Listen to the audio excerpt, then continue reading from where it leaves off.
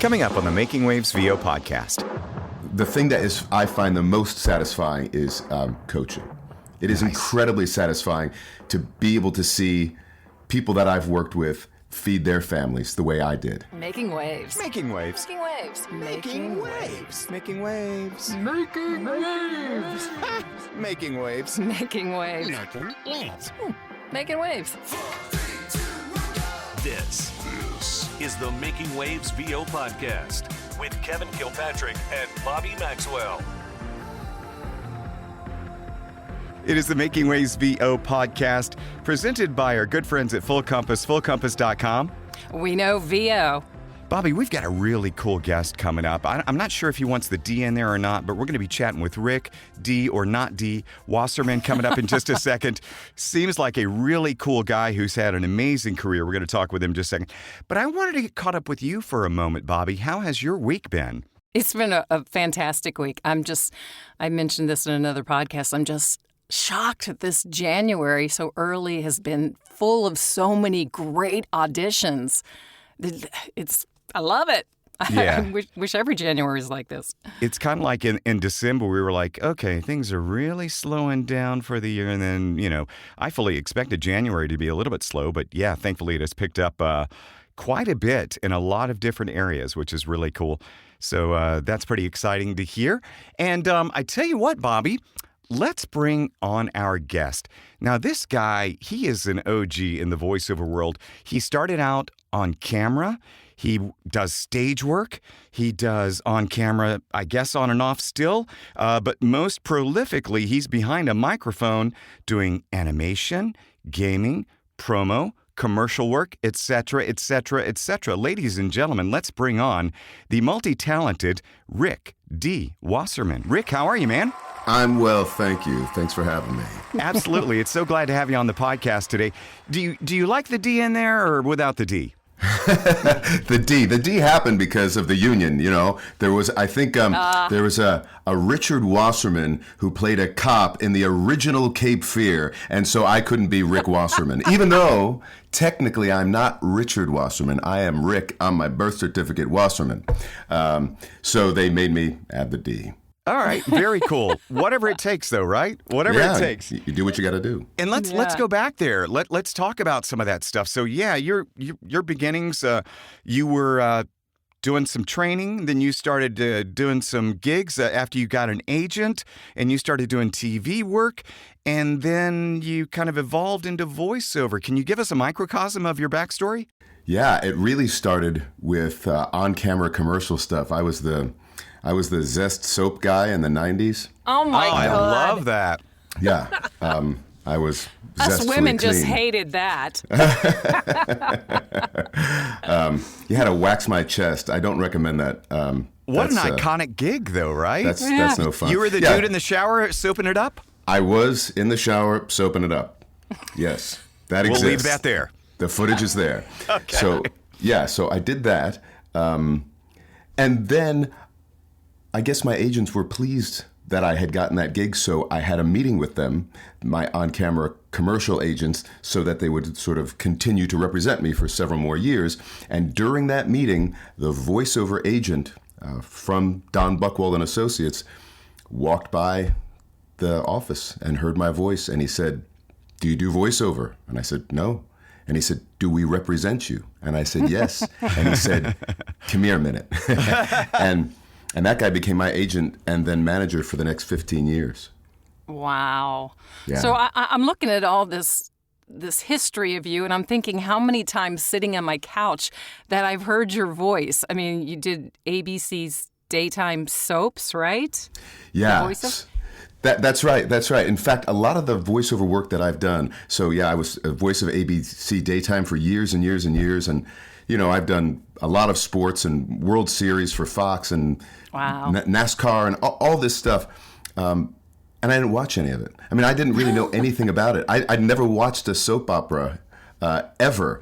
So I very often, and I don't watch any sports. So I'm sort of in the dark. I used to have to ask all the producers, whatever I'm saying right now, let me know if I'm saying something that's good or something that's bad. Like if I have to say like, Derek's in the hospital. Well, like, do we hate Derek? Are we happy he's in the hospital? Are we sad? Because I don't know what's going on.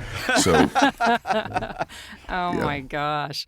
So tell me a few other things. You were Scar in Lion King on Broadway? I was. Your resume is amazing. I guess now that I hear it back, it does sound kind of cool.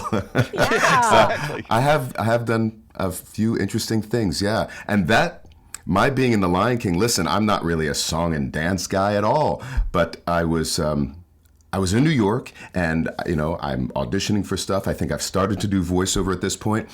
And I had an audition to be in a Neil Simon play. I could say this now. I was supposed to be on Broadway in a Neil Simon play. Wow. And I'd always wanted to be in this play. I was very, very excited about it. And so I auditioned, and I made all the auditions and all the callbacks. And it was the very last callback. And I'm in the room with the casting director and Neil Simon. Wow. And I do my audition, and I get halfway through it, and Neil Simon puts his hand up and he says, I don't care for him. Says that to me. Wow. And I feel my heart start to like swell and crack, and I'm just gutted. And I look at the casting director, and he throws his hands up like, I'm sorry. I don't know what to tell you. So I left, and I was really upset, as you would imagine. And the casting director, a very sweet person, called me the next day, and he apologized. He said, listen, it's not your fault. I mean, he's the guy. If he doesn't want me, he doesn't want me. And he says, yeah, I can get you an audition for Lion King. And I thought, what? Lion King? This was Neil Simon. Yeah. And strangely, I booked it. And so I stayed in that for years. And while I was doing that, I would do voiceover during the day. And then eventually they asked if I'd like to do the show Lion King in Los Angeles. And I said, yeah, why not? So I moved to Los Angeles, and I spent 20 years there. Oh, wow. Where are you now, Rick? And now we've just moved. I've been, for 3 years now, I've been in Oregon, which, by the way, I'd never been to before in my life. I don't know anyone in Oregon. We chose Oregon because ChatGPT. No way. Yeah, Quality of life kind of stuff? Yeah, we just typed in all the things we were looking for. Our kids were in certain grades where, this was like the perfect window. They were going to be between schools. And I thought, if we're going to do it, this is the time to do it. So we just kind of typed in ChatGPT all the things we were looking for and all the things we weren't looking for, and it spat out Ashland, Oregon. So during one of the kids' spring break, vacations, we just drove here and stood around and looked at each other and thought, yeah, let's just do it. So it was a real leap of faith.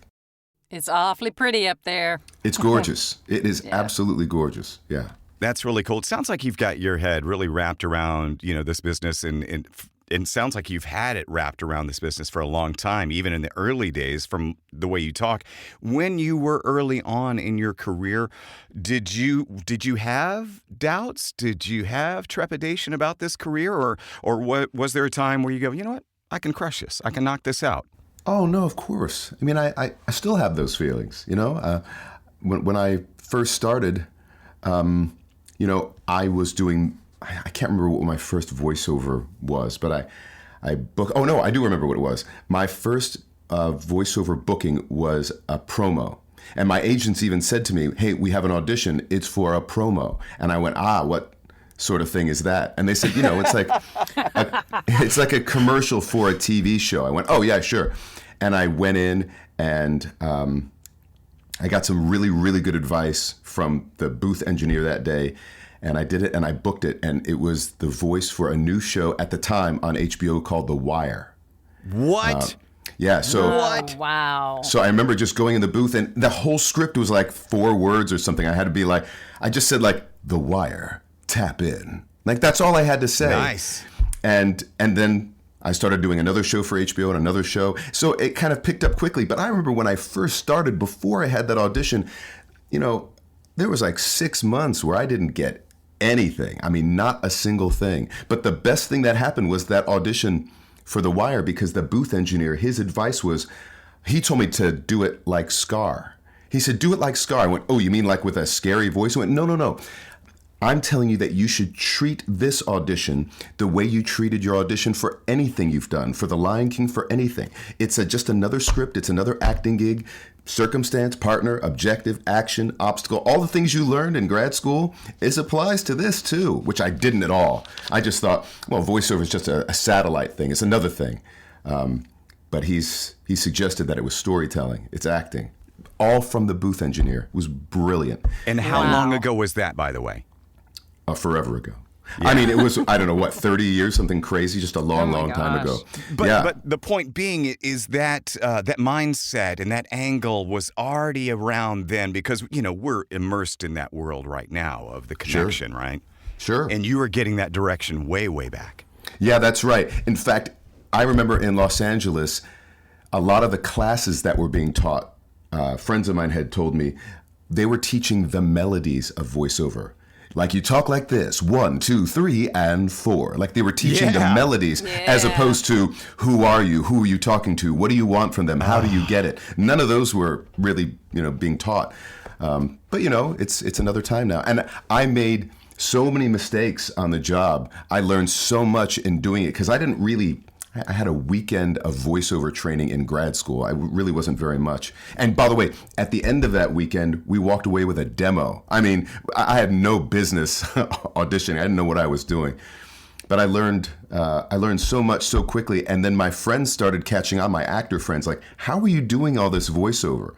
And so I'd email them things that I had learned and things that I had messed up and would warn them about. And all those emails sort of became the basis of my curriculum that I started teaching eventually.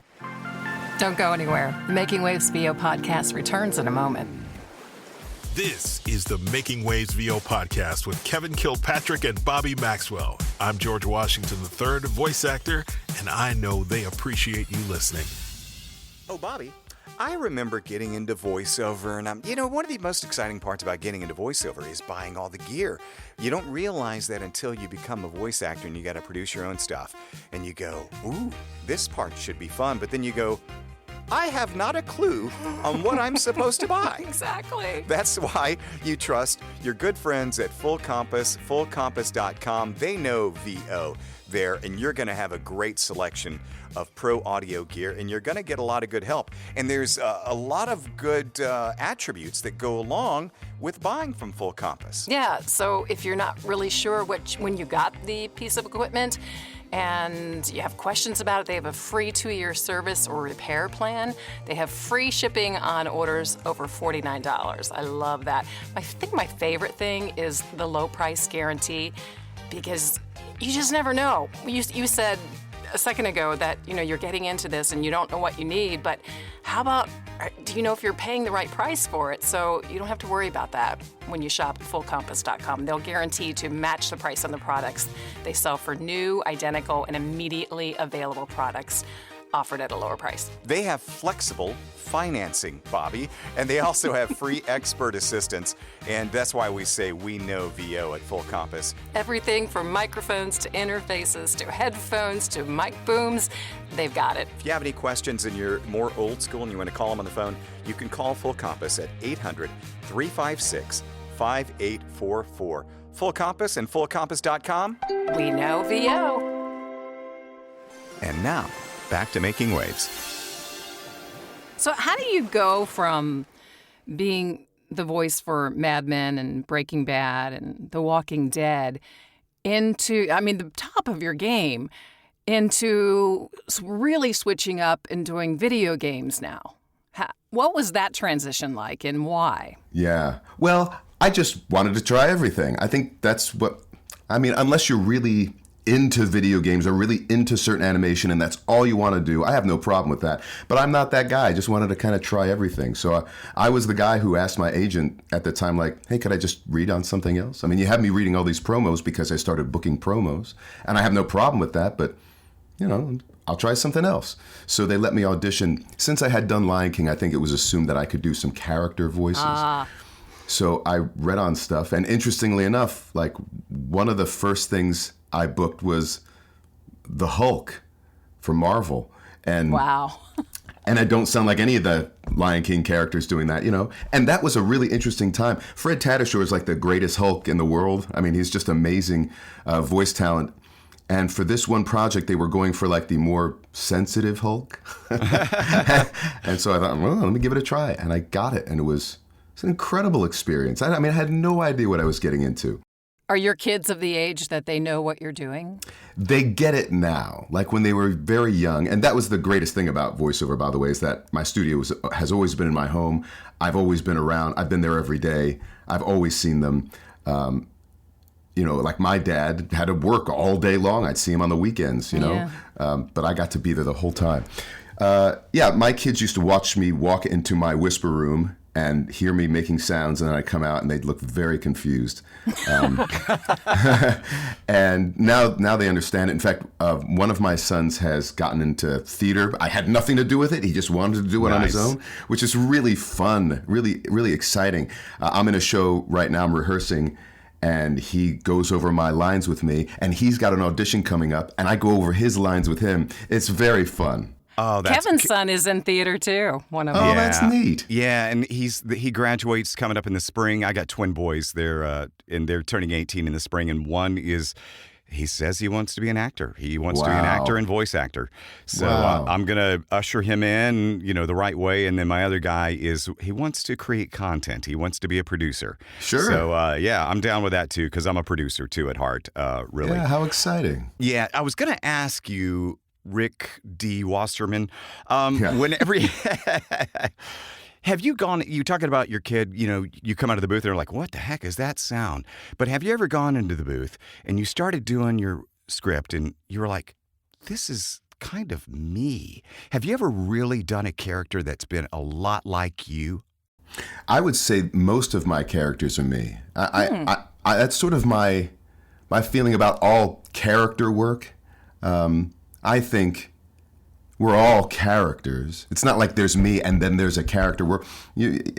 Sometimes the character, it starts with me, right? I'm the vehicle of all these characters. So they're always going to be me. So if I play Hamlet, I'm Rick Hamlet, right? If I play Scar, I'm Rick Scar. I am that person with some adjustments, with some little leaps, little manipulations. But overall, it's me. I don't pretend to go into a trance and channel someone. I don't do that. They're all me, and some are more me than others. Right now, the show that I'm in is called Sherwood, and it's a Ken Ludwig comedy about the Robin Hood story, and I play Prince John and his brother, King Richard the Lionheart, which is great. It's a very Scar Mufasa sort of thing, and I get to play brothers. And it's interesting, which one am I more like? I don't know. I'm kind of both of them. I feel both of them in there. And that's the way it should be. Yeah. Yeah, sure. Is that playing in Portland, or are you traveling with that? That is in Ashland, where I live. So, the brilliant thing here is I can literally walk to the theater. I can walk home after the shows. It's been a ball. I did a show there at this same theater during the summer. We did 77 shows of this big 70s disco musical. It was crazy. I didn't expect to be doing that, but I was, disco dancing all summer. Wow. Yeah. So you're coaching now, right? And I am. Taking all this knowledge, yeah? Yeah, I've been coaching. I've been teaching. I've been teaching in various graduate school programs. I teach privately, of course. I still produce demos, although I don't do as many as I used to, just to have more time to pursue other things. What genres are you coaching mostly? Geez, I find that most people, the place to start is commercial, because it is still the biggest chunk of real estate out there. But certainly promo is what I know very well. But animation and video game and live announce, I've done plenty of that too. So there's all sorts of stuff. And my feeling when it comes to teaching is that there is no one right way to do it. It is not the Rick Wasserman method. Mostly it's finding what works best for you and to sort of dial it in and make sure you're getting your best work out, as opposed to here's the plan. Do it this way or you're not doing it right, which I don't believe in. Yeah. So it all makes sense now, because I knew you were going to be a presenter at the the summit, the Pacific Northwest Summit. That's is right. Is that close to where you're at in Oregon? Or did Jessica Matheson just reach out to you, or how did it work out? Well, I had seen her at several other expos and conventions. I'm there sometimes lecturing or presenting the Tri booth, the booth that I created. And, we just seen each other enough. And she purchased a Tri booth. She has like a mobile home, and she has a booth in there, which is really cool. So, and so when she found out that I was also in Oregon, she said, hey, there's not a voiceover conference here. I'm making one. Do you want to have anything to do with it? And I went, absolutely. Yes, I do. I'm a big fan of hers. That's Yeah. fantastic. I'm a proud owner of a Tri-Booth, man. I didn't even know you did that. That's right. Yeah, that's so wild. I didn't know you got one, Kevin. Yeah, Huh. I pulled the trigger on it just before VO Atlanta last year. I'm like, I am tired of the effing pillow forts and, having to bring all the were using- clamps and stuff like that. And Yeah, you were using the drapes in the hotel room. oh, for I your- can make a decent sound out of a hotel room, but it is frustrating and annoying. And that the Tri-Booth fits in a large suitcase. So I drive from Nashville to Atlanta. So it goes in the back seat of my truck. And That's great. yeah, and it's easy and it sounds great. And it's a fairly simple setup, within 15, 20 minutes or so, easily. That's me just kind of being methodical about it, actually. Sure. Yeah, it's a quick setup and the sound is solid and it's got the accoutrements to go on the inside to hold all your things. And I think you had some sort of upgraded version where you had the next extra thing here or there or something. Yeah, there are upgrades, and there are. There's a new model out now called the Memo Sauceda, and I collaborated on one that fits inside a carry-on piece of luggage. Wow. Which very is nice. yes, it's ultra compact, super lightweight. So yeah, all sorts of fun things going on. Were you friends with George before all this Yeah. came about with the Yeah, Tri-Booth? I was. George is from Philly. I'm from Philly originally, and he was engineering for like 3 people. This is way back in the day. It was like Don LaFontaine and Tony Rogers and me and like just a couple other people.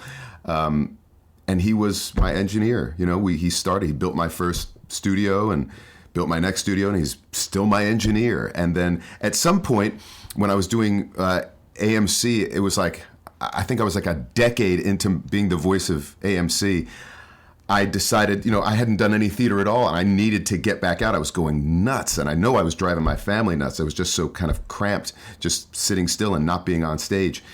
But if you're the voice of a network, you can't just take a break. You can't go away for 2 months. So I needed a way to go somewhere and record in a different time zone, voiceover whenever I wanted to. So we, cobbled something together, and it was fine. And when I came back, he's like, did it work? I said, yeah, but it could be a lot sexier than this. And so just between the two of us, we just sort of kept changing it. And every time I got a new show, we'd build a new booth, until at one point we were in New York and I had it with me, and a very popular voice actor saw it and he said, what is that? I said, oh, it's my travel booth. And he said, I'll buy it.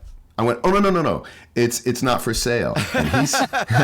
And he said to me, make it so I can buy it. I went, okay. And I did.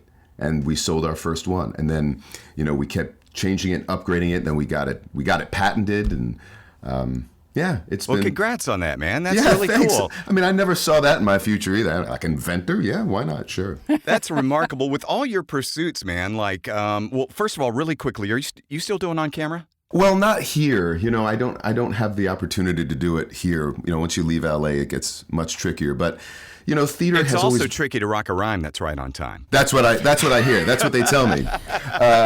It's hard because I always prefer to be on stage anyway. I like telling the story in order. I like to get multiple shots at it, and you don't get any of that with on camera. This is Heather Bell, voice actor, and I can tell you've made an awesome choice listening to the Making Waves VO podcast with Kevin Kilpatrick and Bobby Maxwell. I know you're gonna enjoy it. I gotcha. So let's reflect a little bit. So a lot of theater, promo work, commercial work, video game work, animation work. What genre or what area of your work is the most coaching? Yeah. What area is the most satisfying for you?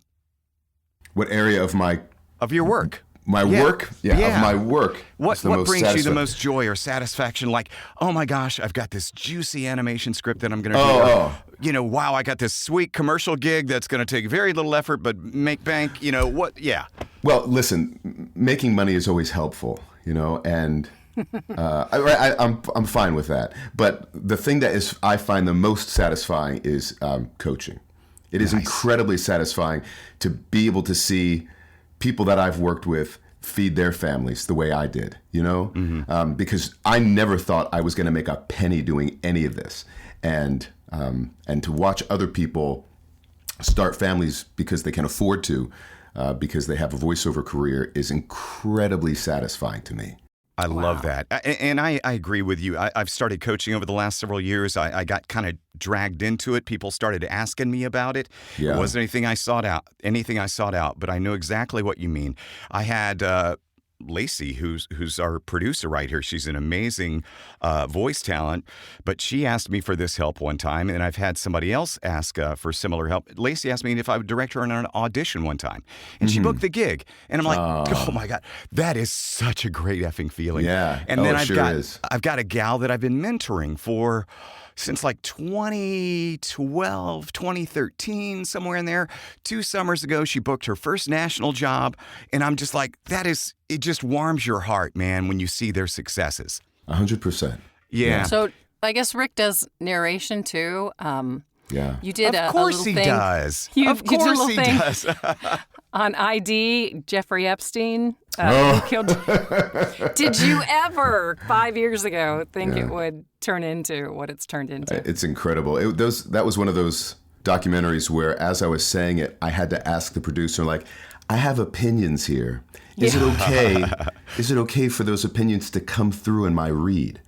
Like, I'm one of the voices for NBC News, and you really have to sort of reserve your opinions. You just have to say, this is what's going to be on the news. And you can't let how you feel about them, you have to stay neutral. But I was told during that documentary, like, no, you can let it fly. Go for it. We can hear how you feel about it. It's totally all right. Oh, I love that. Yeah. Do you do political for that reason too? I do everything that comes. If it's in front of me and I audition and I book it, I generally do it. Unless morally I have an issue with it, and that has happened. There's certain things I just won't do. But, if I feel strongly about it. Like I was one of the voices of Obama's first campaign. I felt very strongly about that. I was very happy to be a part of that. And then I did, I've done Shark Week a few times, and one of the documentaries I did was called 50 Shades of Shark, and it was meant to be like the mating habits of the great white, and they wanted to sound like a little sexy, and I thought, this is completely bizarre, but I love it, and was not like anything I'd done before. So I'm all about trying new stuff. I don't want to be the guy who does the one thing. Have you ever gotten a script in front of you and you said, folks, I don't know if I can do this? Sure. 100%. An example or that oh, no, I won't can't get do you in that. Oh, no, I won't tell you what it is. But just things that either I just could not get on board with. Like, I don't want to be a mouthpiece for that. I don't want my voice to be associated with this idea or, this product or whatever, for whatever reason. Good for you. I don't know if you're on Facebook with some of the voiceover groups on there, but have been some heated discussions about that particular topic over the past couple months. So. Yeah, I understand. What do you feel about that kind of stuff in terms of the voiceover community? Do you feel like you need to keep your finger on all these Facebook groups and, stay involved socially? Or to what extent do you involve yourself in the voiceover world that's not specifically voicing or coaching? Yeah, I don't. I'm not sure why that is. Maybe it's just sort of when I showed up and how old I am and what social media means to me. I really don't have a very good grasp on it. I have had people help me with websites and social media.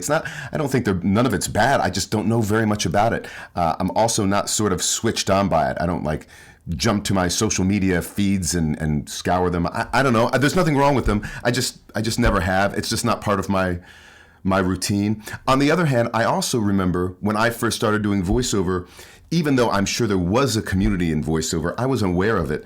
The only time I kind of got a taste of it was when you met in the morning to audition, or when you showed up at a studio and you sat in the waiting room with other voice actors and you would just talk, and that was my awareness. And then I think all these expos and conventions started happening, and I thought, well, this is really lovely.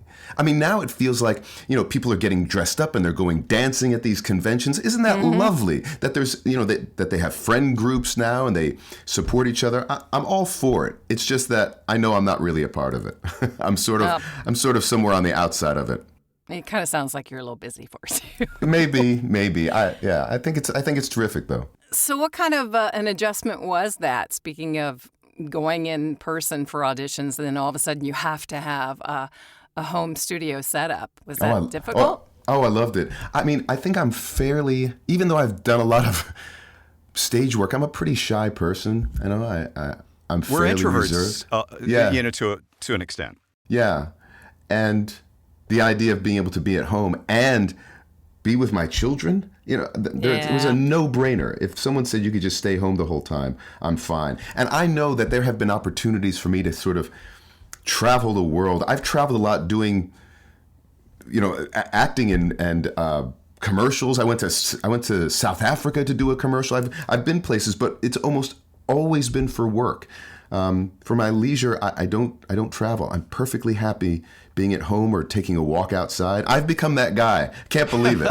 As a kid, I thought I'm going to, take over the world, and I'm perfectly happy, just walking through the park. Have you set up a woodworking shop at your home yet, Rick? I do have, not a woodworking shop, but of course there's a tri-booth workshop here. Oh, well, there you go. Yeah.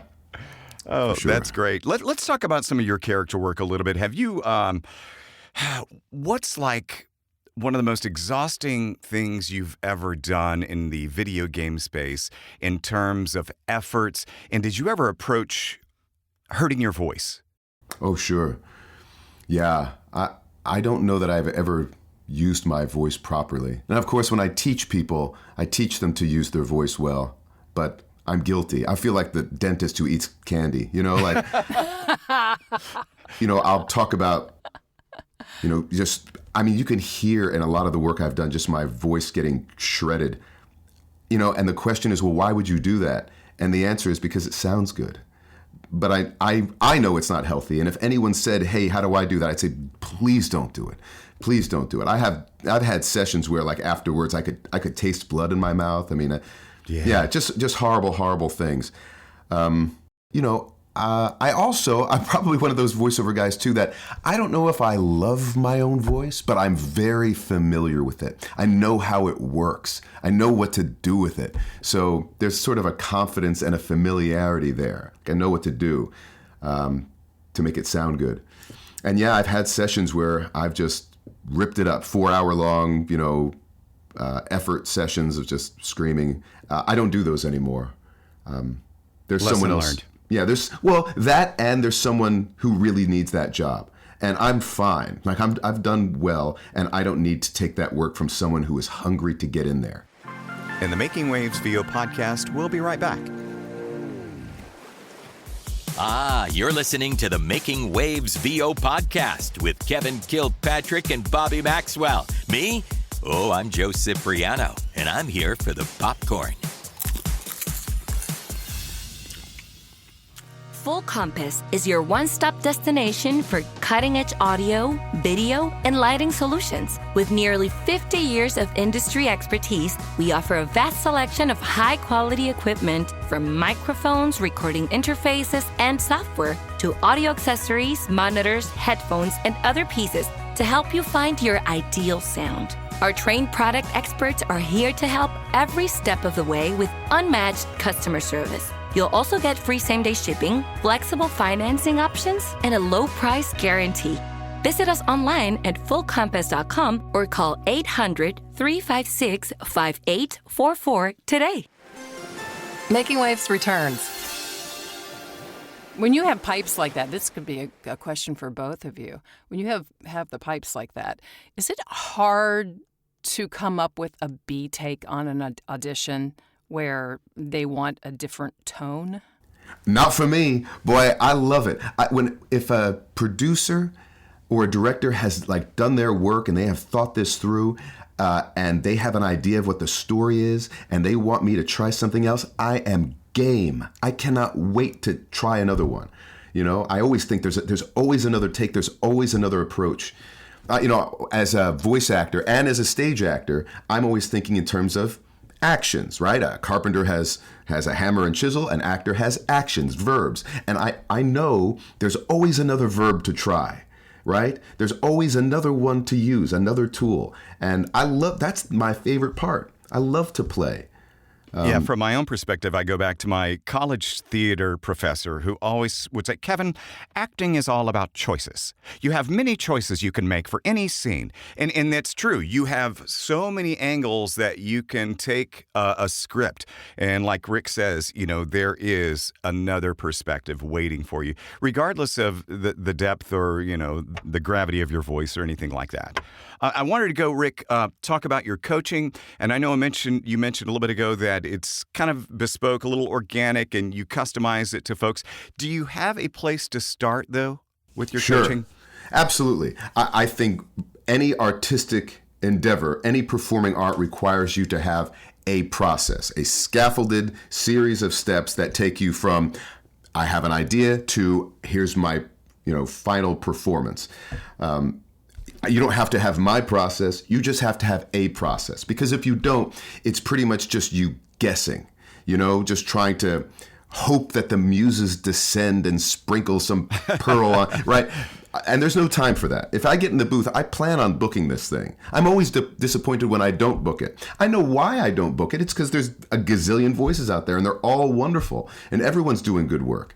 But when I get in there, I always feel that my work is bookable. That's the name of my company. But that, you know, I always think like that should work. It tells the story. It works. So yes, I think you need to have a process, and involved in that process would be like reading the script. And there's always a way to read the script, a right way, a helpful way to read the script.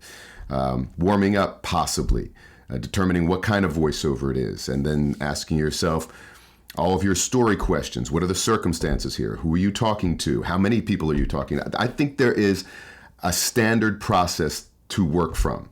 It doesn't have to be mine, but you have to have one.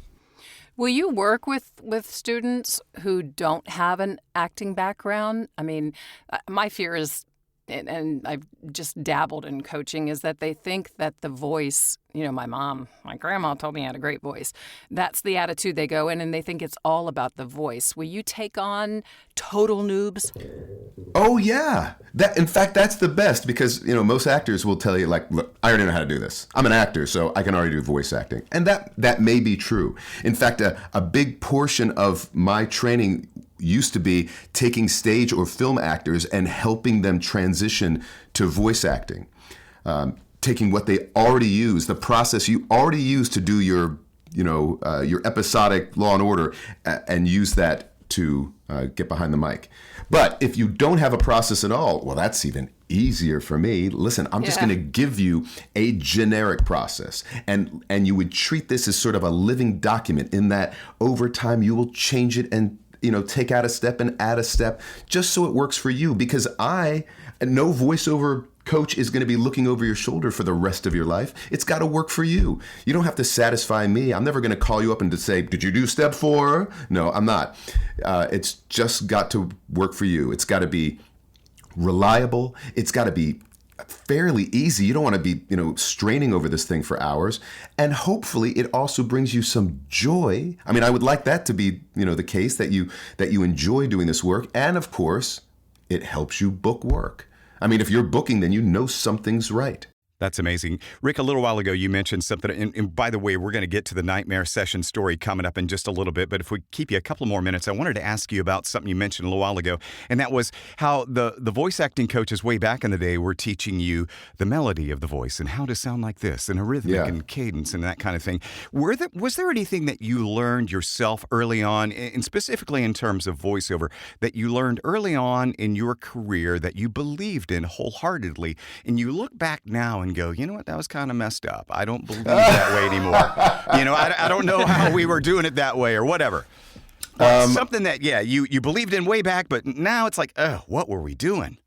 I think the thing that I did the most, and it really crept into all my reads, is I kept that sort of like post-word growl. Like I just hung on to that too long. I think I heard it, like one amazing voice actor might have done it, and I heard it and I thought, well, I better do that, because if I'm not doing that, then I'm not doing voiceover. So everything became like, this summer, these long growly things, and then it became very hard not to do it. The wire, tap in. Yeah, there was a lot of that, and I think, geez, I don't talk like that. I don't sound like that. So I have to stop that. Imagine if you did. Yeah, but once I started applying what I knew about acting to my voiceover, which now I say it, it's like, well, duh, yeah, of course you should. Easier said than done, though, right? Yeah, it is, but I guess I just didn't see it. I just thought there was stage acting, and then there's this whole other thing, voiceover, over here. But storytelling is storytelling is storytelling. It's all the same stuff, just different muscles, and and thank goodness I found it. I also found a lot of ease. There was so much tension and gritting my teeth and balling my fists, and I don't have to do any of that now.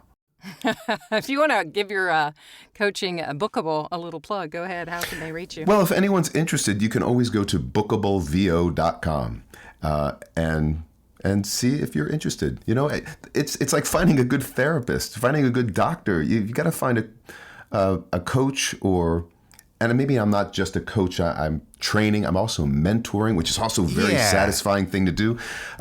You're offering your career, your passion, yourself, everything that you've learned all these years. Yeah, you're That's not right. just teaching somebody to read a voiceover script. That's right. Yeah. I don't think I've ever told anyone that they shouldn't do voiceover, but I always make it very clear what's involved. And it's time, and sometimes it means isolating yourself a little bit, which is not for everybody. It also means trying to divorce yourself from being influenced by all of the successful voice actors around you. I mean, I'm not saying you can't listen to them, but they're working. The way they sound works for them. Don't bother trying to sound like them, People will say to me like, well, Rick, I would work if I sounded like you. And I'd say, no, you won't. No, I sound like me, and I'm booking my work. You should focus on sounding like you. Yeah, those references in audition scripts are not there for you to sound like them. Right, right, that's right. That's great advice, man. Sounding great. Before we get to the nightmare session story, briefly, if I want to give you an opportunity to brag a little bit on yourself, if you don't mind. Can you just name 2, 3, 4 of your favorite or the projects that you're most proud of over the years? Sure. Man, with a career like yours, you deserve to indulge just for a second, please, because our listeners are going to want to know, and that's why. Batman, the Thor gig. What are we talking? I think maybe more than any one character or any one performance, I think what I'm most proud of is hanging in there for as long as I have. Yeah. Like for AMC, I was the voice of AMC for just shy of 15 years. Wow. And it's been that way for other things. I've been the voice for TNA Wrestling for, I don't even know how long, maybe longer than AMC. I was the voice of A&E for 4 years, and the voice of Food Network, and the voice of ABC Daytime for 8 years. And I've just been around doing it for such a long time. And I can tell you, it's not because I sound better than other people. There are people that have unbelievable instruments, and they're wonderful actors. It's because I make it easy. I go in there and I do my work. And I'm prepared, and I'm kind, and it's almost like when you have like a really great like waiter or waitress, some server at a restaurant, like they're ninjas. They're there when you need them, and then they're gone and out of your way, and you can enjoy your meal and have a conversation. I think we should be like that too. I'm part of this team to put on whatever commercial or television show or animation. I'm going to do my job. I'm going to stay in my lane and do my thing and try to make people happy and smile and laugh, make it easy, and then step out. I'm more proud of that really than say like I played Thor. Like it's great, it's terrific. But what do I know about Thor? I think Thor's a great character. I think they're all great characters, and I feel I just feel lucky that I've gotten to be in it this long. It sounds like you may not know a lot about Thor, but you do know a lot about maintaining a successful voiceover career. Yes, It's worked out. It really has worked out. Are you still with Buckwald after all these years? I'm not. I mean, after I left New York, I've had a few different agents. You're with DPN now? And managers. Yes, I've been with DPN, I think longer than I've been with anyone. I was with them when they were still ICM, and I have the same people that call me every day, tell me I have bookings. So awesome. I'm very, very grateful. This is John Malone coming to you straight from the Malone Zone. And you've got the best VO podcast in the whole internet right here. The Making Waves VO Podcast with Kevin and Bobby. Boy, are you lucky.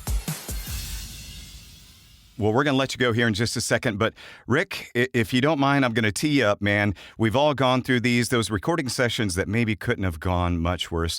Rick Wasserman, can you please favor us with a nightmare session story? Nightmare Sessions! Yeah, I actually think it was maybe my first or second session for The Wire. They asked me to come in person. So I was at HBO in front of everyone. And like I said, this was my first gig. Wow. So what do I know? But I get in the booth and they say, all right, let's just read through it a few times. And everyone's watching. I think it was a pretty important show for them. It was this kind of big urban show for them. They didn't really have anything else like it. And I did it and they're kind of nodding at each other and they're like, okay. Maybe say when it airs a couple times. And they gave me some things to say, and I said those. And they said, "Great, we just want to do some title reads. Give us some ABCs." Well, I didn't know what an ABC was at all, no. And I was, and I had been going so well, and everyone was so happy, and I thought, I don't want to mess this up. And I'm also too embarrassed to ask what the hell he means.